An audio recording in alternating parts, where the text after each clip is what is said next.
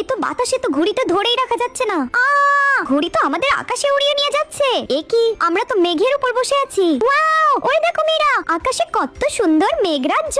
এই নিচের রাজ্যের প্রাণীদের রাজার কাছে নিয়ে চলো। কেন, আমরা কি করেছি? কে তোমরা বাবুরা? সালাম জাহাপনা, আমরা ভুলে এসে পড়েছি।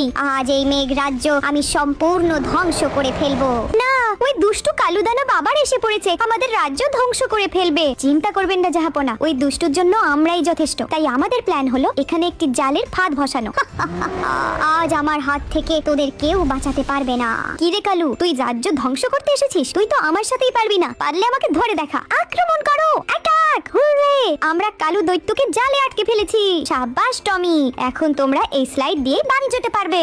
আরে আরে, আমাদের স্কুল মাঠে এত ফ্ল্যামিঙ্গো আসলো কোত্থেকে? মিস, এখন কি আর আমরা মাঠে খেলতে পারবো না? ওই দেখ মীরা, ফ্ল্যামিঙ্গো তো সবাইকে খুব বিরক্ত করছে। এদের তাড়ানোর একটা উপায় বের করতে হবে। শোন মীরা, আমার মাথায় একটা আইডিয়া এসেছে। ফ্ল্যামিঙ্গোরা তো গভীর পানিতে থাকতে ভালোবাসে, তাই এখন আমরা স্কুলের পুকুরে পানি ছেড়ে ভরাট করে ফেলবো। তাহলেই সব ফ্ল্যামিঙ্গো পাখি পুকুরের দিকে চলে যাবে, আর এদিকে আমাদের খেলার মাঠ সম্পূর্ণরূপে খালি হয়ে যাবে। ওই দেখো বাচ্চারা, আমাদের মাঠ সম্পূর্ণ খালি হয়ে যাচ্ছে। এখন তোমরা সবাই মাঠে খেলতে পারবে। কিন্তু টমি, কেউ এখনো তোমাকে লাইক সাবস্ক্রাইব করলো না।